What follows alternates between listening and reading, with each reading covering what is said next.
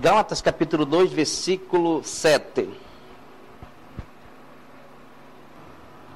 Vamos orar. Curva sua cabeça.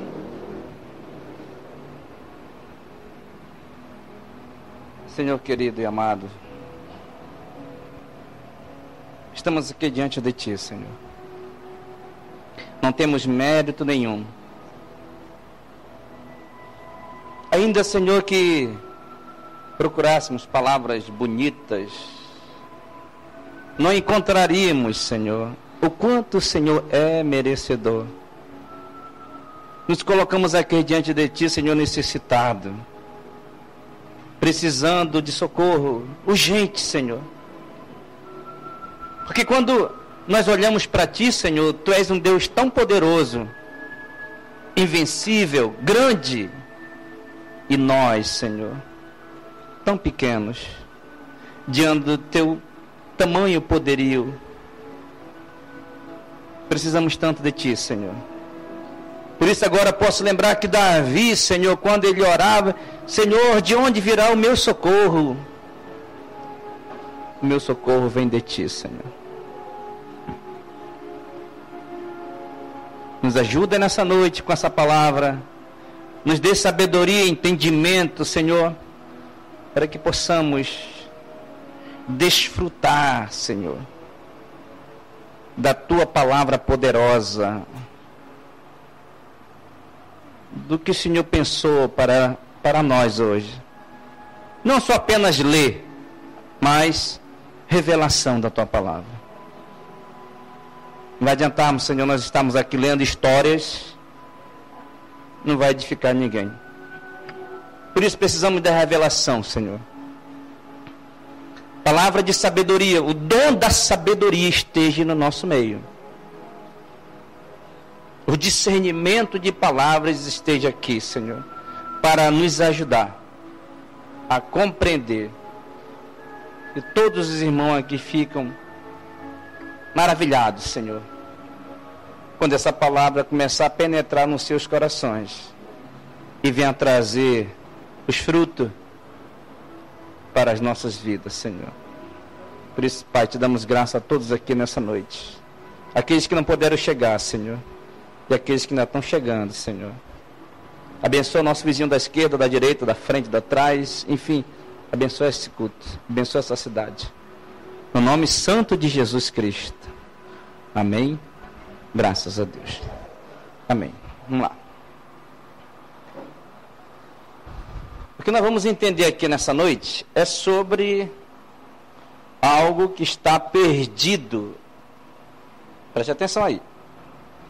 Muitas igrejas, muitos pastores, muitos bispos, apóstolos, mas muitas igrejas, mas a verdadeira igreja, né?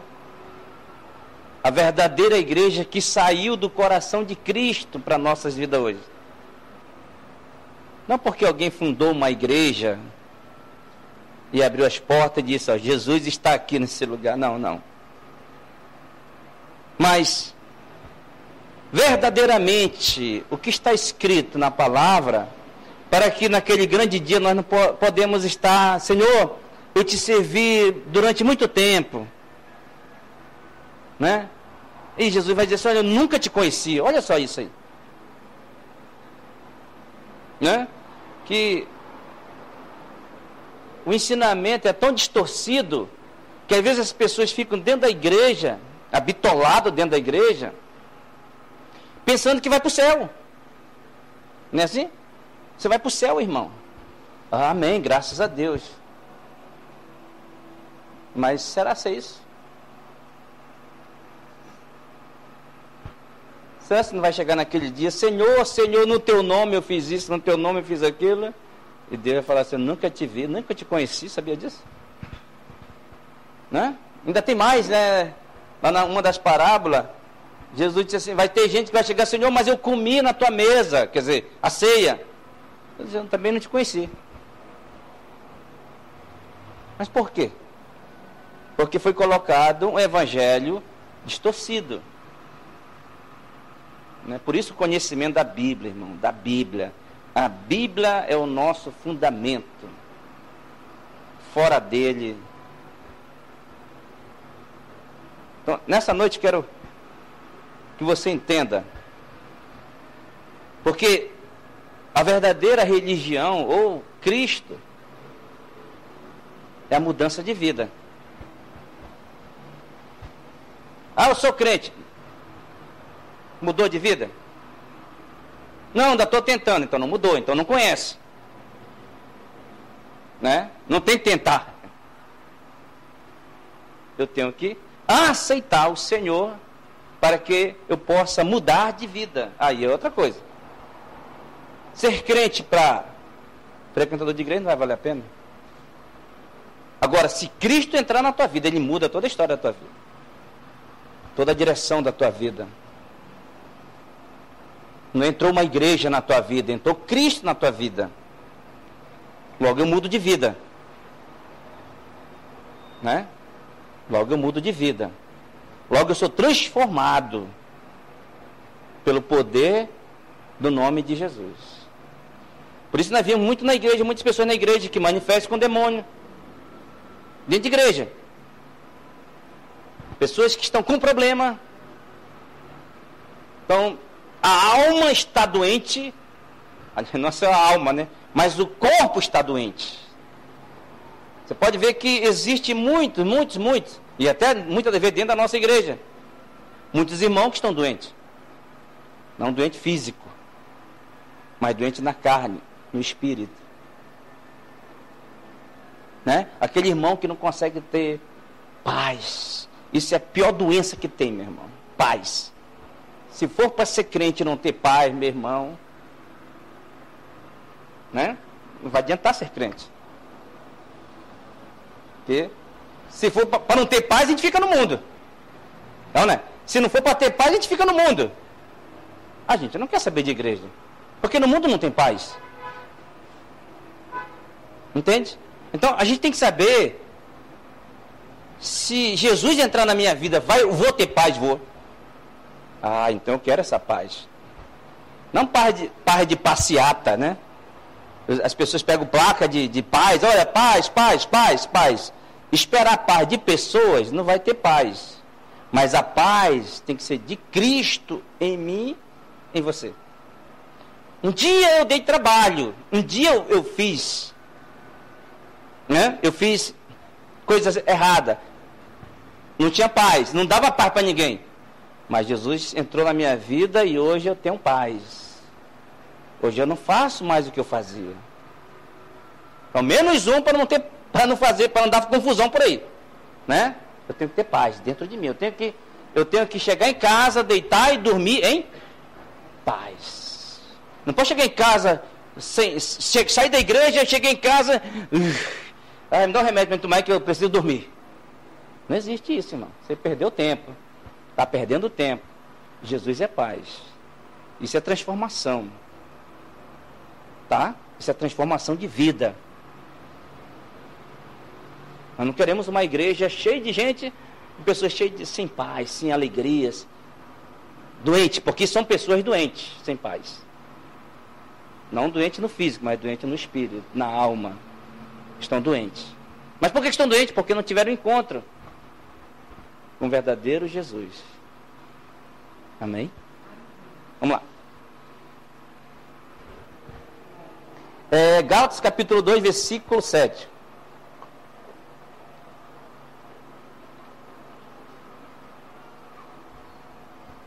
Dois apóstolos aqui, né,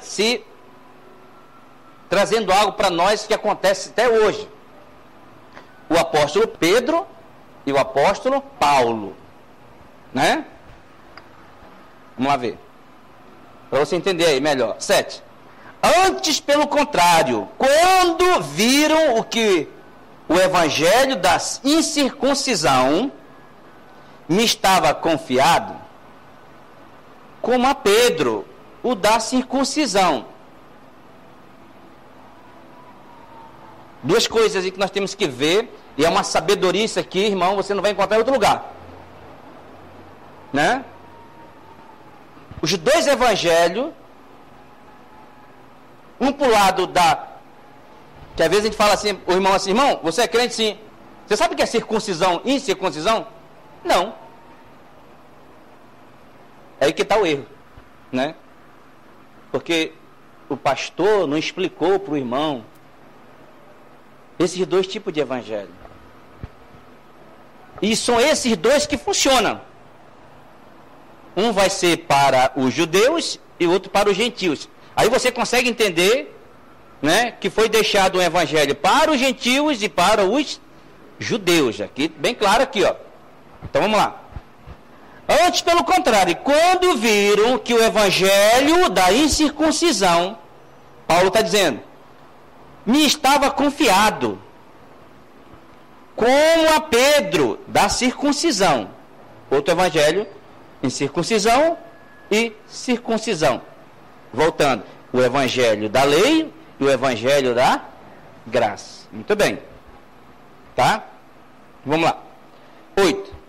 Porque aquele que operou eficazmente em Pedro, para o apostolado da circuncisão, da lei, esse também operou em mim, com eficácia para pregar para os gentios. Olha só, né?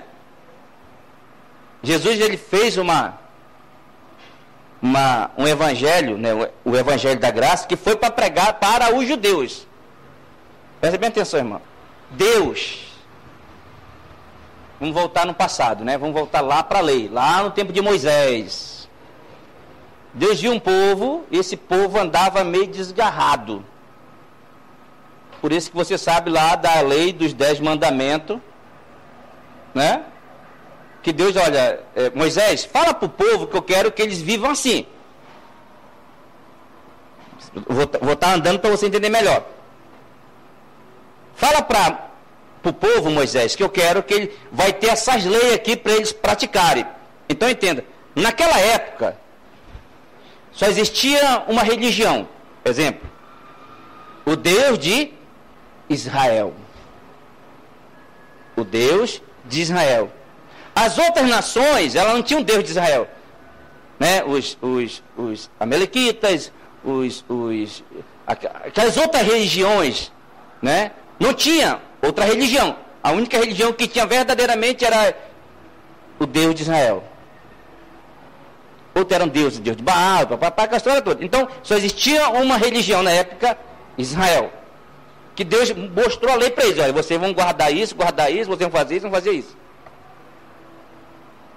Então, Deus fez, né, a sua doutrina dentro do povo judeu. Então só existia, por isso que se fala, o Deus de Israel. Né? A circuncisão veio justamente para o povo judeu. O resto não tinha nada. Adora o que quiser. Né? Por isso que os judeus, até hoje, eles... Deus de Israel, o Deus de Israel, o Deus de Israel é o Deus de Israel. Para eles só existe Deus, esse Deus aí. Muito bem. Então Jesus, ele veio, né? Ele veio para mostrar para os judeus. O compromisso de Deus era para com os judeus. Não tinha nada a ver com o gentil que tinha, né, nas outras regiões. Judeus. Então Deus veio, fez homem, Jesus Cristo veio e ficou na terra e pregou para os judeus. E quando ele fez por discípulos, olha, vocês vão por toda a Galiléia, não saia de Jerusalém. Quer dizer, ele disse, ó, não saia de Israel. Imagina o coração de Pedro, né? Senhor, mas o Senhor não vai salvar todos? Como é que o Senhor só quer que pregue Israel? E as outras nações, como é que fica? Mas ninguém falou nada disso.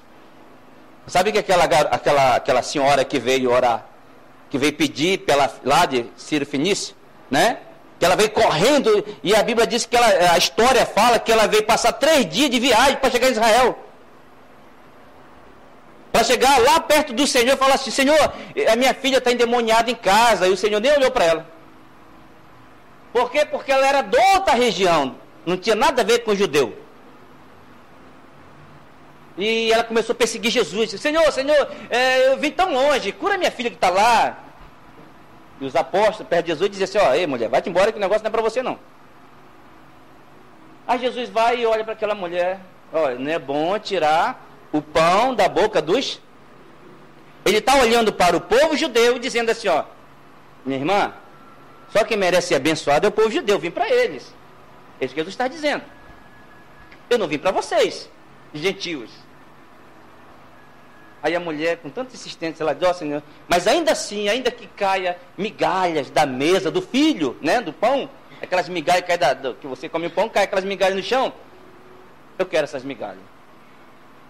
Aí Jesus disse assim, então, vai, a tua filha está sarada, está liberta. Então, eu quero que você entenda que os discípulos foram instruídos para pregar para os judeus, salvar a nação de Israel.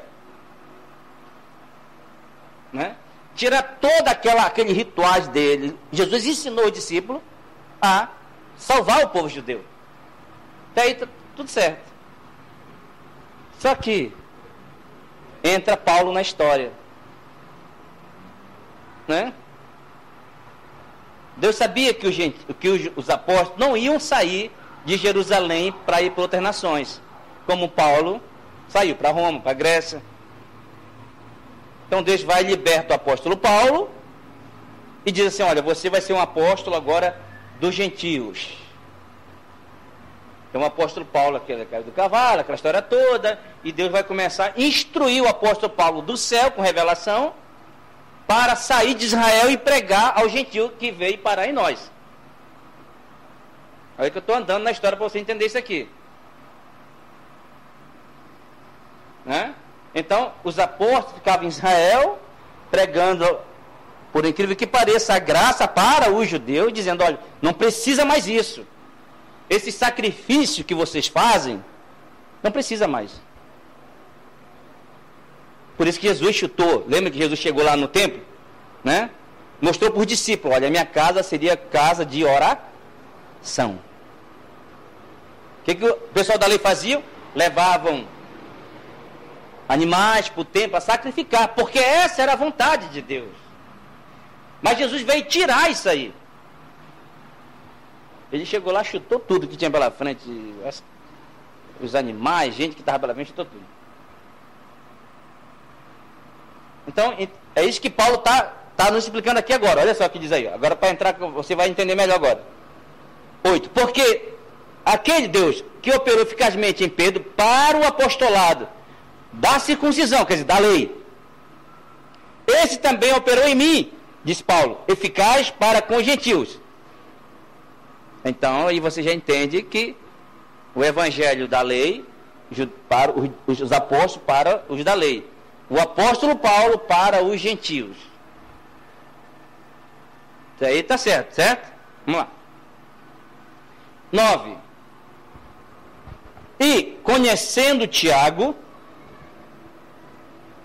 Cefas, que é mesmo Pedro, né? E João, que era considerado como as colunas da igreja. A graça que me havia dado, deram-nos as destras em comunhão comigo e com Barnabé, para que nós fôssemos para os gentios e eles para a circuncisão. Está bem claro aí, né, do que eu falei. Né? O que aconteceu? O apóstolo Paulo foi lá com Pedro, né, o responsável pela igreja de Cristo, que seria Tiago, Pedro e João, né? Então eles chegaram lá e Paulo chegou também, Paulo e Barnabé. Aí Pedro disse, olha, Paulo, vocês dizem que não pode mais fazer certas coisas, só que eu vou o seguinte, você vai para os gentios e eu fico com os povos judeus. Até aqui está escrito assim. Né? Tudo bem aí, vamos lá. 10. Recomendando somente que lembrássemos dos pobres, que também procurasse fazer com zelo. 11. Chegando Pedro, olha só aí, 11. Chegando Pedro a Antioquia, lhe resisti na cara. Por quê? Era irrepreensível. Por quê? 12. Porque antes que alguns tivessem chegado da parte de Tiago, comia com os gentios. Mas depois que chegaram, se foi retirando e se apartou deles, temendo os que eram da circuncisão. Aí começa algo interessante que até hoje se vive isso aqui, irmãos. Por isso eu quero enfatizar isso aqui, porque nós somos gentios, né? Os judeus, eles vão ser julgados pela lei, já falei isso. Os gentios não vão ser julgados pela lei, né? Olha aí. 12. Porque antes que alguém tivesse chegado da parte de Tiago, comia com o gentio, Pedro. Mas depois que chegaram, foi retirando e apartou-se dele, temendo que eram da circuncisão. Dizendo a sua aí, pastor Rodrigo. 12. De fato, antes de chegarem ali alguns homens mandados por Tiago, Pedro tomava refeição com os irmãos não-judeus. Mas depois que aqueles homens chegaram, ele não queria mais tomar refeições com os não-judeus, porque tinha medo dos que eram a favor de circuncidar os não-judeus. Olha só, irmão. A mesma coisa acontece hoje, né? É tão difícil porque entronizar o evangelho da circuncisão hoje, o evangelho da circuncisão hoje nas igrejas. Então a pessoa diz assim: eu sou crente, eu fui batizada, eu faço isso, eu faço jejum, vai dando as qualidades. Eu sou dizimista e papapá, vai dando as qualidades de um crente, né? A mesma coisa Pedro fazia. A mesma coisa Pedro fazia. Só que quando Paulo viu aquilo ali, Pedro ele sabia que tinha que pregar para os judeus, que não poderia mais fazer nada desse tipo de rituais, por causa que Cristo tinha feito a libertação dessa tradição. Aí Paulo vê Pedro falando disso, mas comendo com os gentios. Quando chegou alguns judeus, Pedro se retirou do meio dos gentios. Paulo não aguentou isso. Olha aí. Por isso que ele está dizendo assim, ó, né? Peraí, Pedro. Você é nascido judeu, você é judeu. E você tem as práticas do gentio. Mas quando você vê um judeu, a lei, você concorda com eles. É a mesma coisa que acontece hoje, irmão. É a mesma coisa. Nós estamos ensinando a graça para você. Porque você vai encontrar de crente por aí, cheio de lei, dentro da sua casa, na sua família, irmão, parente, amigos, que vão chegar para você e vão falar assim: olha, irmão, eu também sou de Deus. Amém, graças a Deus, né? Todos. Mas as práticas dele agrada a Deus? Não tem nada a ver com Deus. Entende? Há uma diferença. Então, Pedro, quando ele estava com os gentios, ele ficava maravilhado, né? Mas quando chegavam os crentes da lei perto dele, ele se retirava do meio dos gentios, né? Com medo, disse: mas você não é discípulo de Jesus Cristo? Como é que você está vivendo com o pessoal da lei? Falando com os gentios. A mesma coisa acontece hoje, irmão. Você está na graça, mas você, muitas das vezes, você não resiste às pessoas.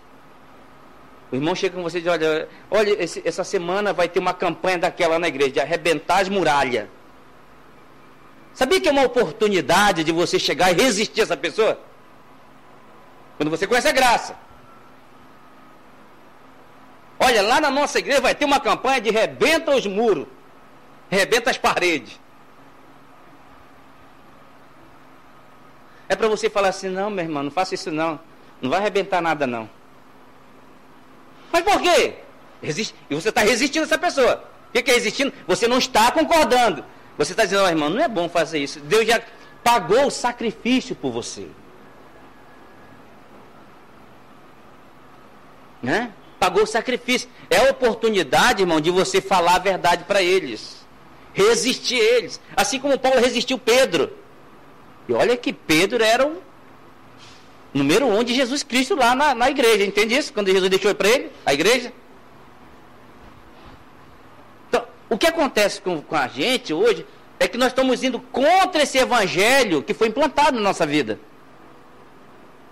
Esse evangelho que está aí está anulando a cruz de Cristo. E a gente fica omisso. A gente fica omisso. Eu não vou falar não, porque talvez vá chatear. Paulo não tinha essa conversa, Paulo. Paulo sabia que 2 mais 2 são 4. Talvez seja 3, não. Talvez seja 4, é 4. Isso é crente, irmão. 2 apóstolos aqui se pegando, porque Pedro começou a fazer coisas que Jesus não tinha mais ensinado para ele. Essa é a diferença de ser crente, irmão. Verdadeiramente. Tá? Porque de igreja, de pastor, tá cheio por aí.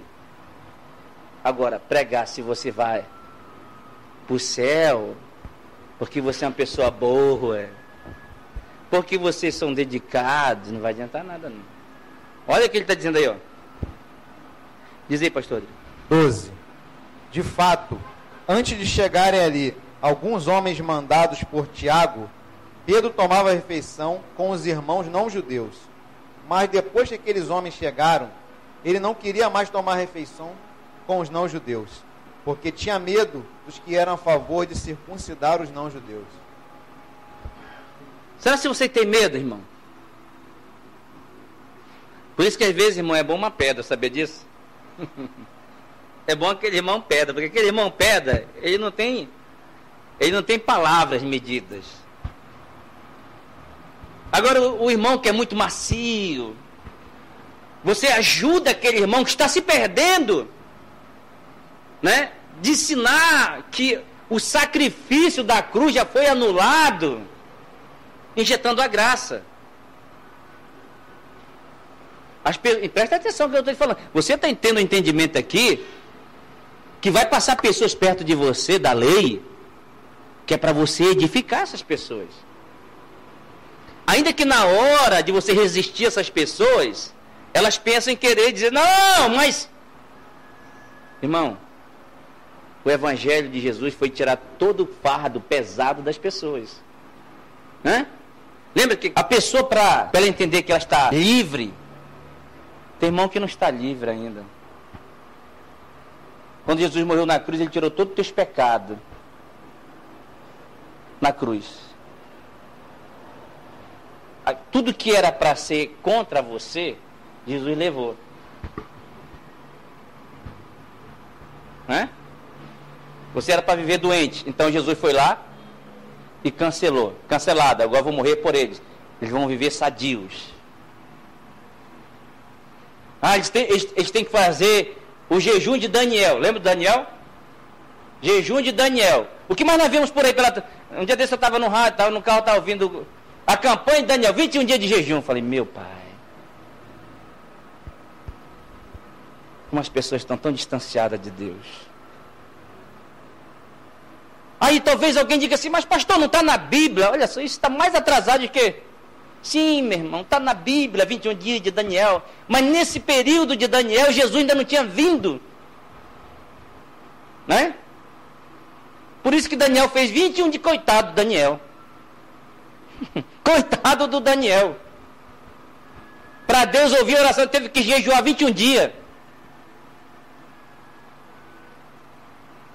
Não é isso? Aí hoje você vê por aí, campanha, 20 dias, olha, de jejum de Daniel, quebra tudo. Jesus, ele pagou tudo isso aí por mim e por você. Não precisa mais disso.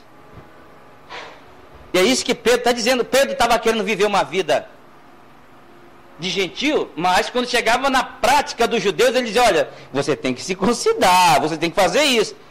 Paulo não resistiu, irmão. Então você vai andar perto de pessoas que são até dedicados a Deus, mas são da lei. Né? Para você resistir. Para você, não dá não, irmão, isso aí. Se você não for querer resistir, que eu sei que você quer ser coração quebrantado, né? Mas se convidar você, é um chamego para você dizer assim, olha, eu não faço mais isso, irmão. Mas por quê? Porque eu sou livre. Jesus já pagou esse preço por mim. Ah, mas eu não entendo esse negócio. Pois é, então vai na igreja que a gente vai te ensinar você lá. Já pensou? Quer dizer que a pessoa está anulando a cruz de Cristo, tentando fazer alguma coisa para ser abençoado por Deus. Se Jesus já levou todo o peso, fardo, pesado, na cruz lá por você. Isso que Paulo está repreendendo Pedro. Como é que você quer viver? Você é um judeu, quer viver como gentil, mas quando chega o pessoal da lei, você se esquiva, sai de perto do gentil. Ah, não dá não. Paulo era assim, não tinha porta-voz para Paulo. Ele não mandava recado, não. Ele falou, não, Pedro, você está errado. Ou você vive como gentios, então você...